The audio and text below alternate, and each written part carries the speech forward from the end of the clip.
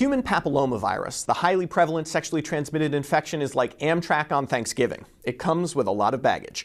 We associate HPV with cervical cancer, but somewhere between 2008 and 2012, oropharyngeal cancer overtook cervical cancer as the most common HPV-associated malignancy. We used to associate oropharyngeal cancer with smoking, but the epidemiology demonstrates that in the modern era, at least, oropharyngeal cancer is really driven by HPV.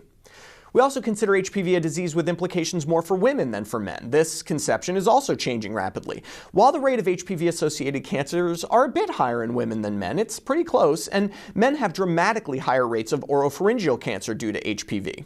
This is all fascinating epidemiology, but we need more information as to the mechanism. To begin to uncover what is going on with oral HPV, we're looking at this article appearing in the Annals of Internal Medicine.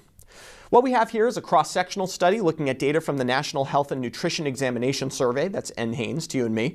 This is a representative survey of the U.S. population at a single point in time.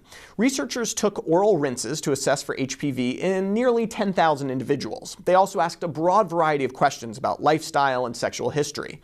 About 1 in 9 men had oral HPV infection, compared to 1 in 30 women. So yeah, think about that when you kiss your loved one goodnight. Furthermore, 63% of the infections in men were high-risk genotypes, compared to 44% in women. The prevalence of infection in men climbed with age, peaking around age 50, while it remained relatively flat in the women.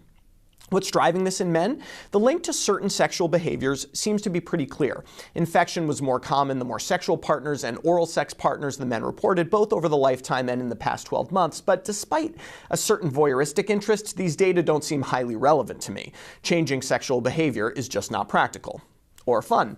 What we can do is vaccinate. Now, in this cohort, HPV vaccination was not associated with lower overall infection rates in either men or women, as you can see here, but it was associated with lower infection rates with the 4 genotypes for which the vaccine provides protection, suggesting that broader adoption of vaccination, particularly in men and boys, may be a reasonable policy.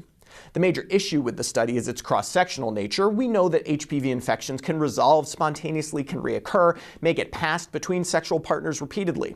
A longitudinal study with detailed sexual partner analysis may be out of reach for practical purposes. But as the Bard said, the course of true love never did run smooth. For MedPage Today, I'm Perry Wilson.